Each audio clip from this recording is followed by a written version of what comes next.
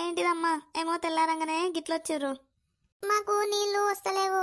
బాసన్లన్నీ బయటేసినాం తోమదామని. ఇక నీళ్లు అయిపోయినట్టే, ట్యాంకులా నల్లా అయిపోయింది. మరి బోరేస్తారా? ఏందమ్మా పొద్దు పొద్దున్నే వచ్చి బోరేస్తావా అని అడుగుతున్నావు? నేను నిన్ననే ట్యాంకి నింపిన నీళ్లు. నిన్నటికి అల్లటికి అయిపోయినాయి అమ్మ నీళ్లు. ఈ రోజు పొద్దున ఏం అయిపోతుండే గానీ ఇక నిన్న బర్త్డే ఉండే కదా, జర ఇల్లు గడుగుడు అవన్నీ వేసి మళ్ళా అటు ఇటు నీళ్లు జర బాగానే ఉడిచిపోయినాయి. అందుకే అయిపోయినుండే, లేకపోతే ఇవాళ కూడా వస్తుండే గానీ అయిపోయినాయి. అబ్బో బర్త్డే అనట, బర్త్డే చిన్న బర్త్డే కాదు.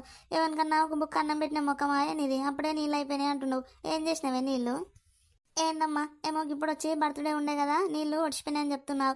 అందుకే నేను ముందే చెప్పిన, ఏమన్నా బర్త్డేలు దావత్లు ఉంటే 2 రోజుల ముందే చెప్పాలి నాకు. నా పర్మిషన్ తీసుకునే వేయాలని చెప్పిన. నువ్వు నాకు చెప్పేసినావా అమ్మ బర్త్డే ఉంది అని చెప్తున్నావు. ఇక ఇప్పుడు ఎట్లేస్తా అనుకుంటున్నావు నీళ్ళు?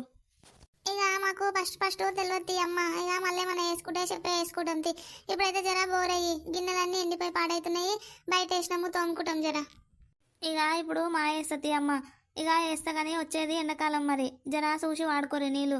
ఇక ఇప్పుడు 2 రోజులకు ఒకసారి వేస్తున్నా కానీ అప్పుడైతే 4 రోజులకు ఒకసారి వేస్తా. ఇక నీళ్లు బడబడలు కోసుడు, ఈ దావత్లు పెట్టుకునుడు ఇవన్నీ మానేయరమ్మ. జర మీరు సొంతలు కాదు, ఇది కిరాయికి ఇల్లు.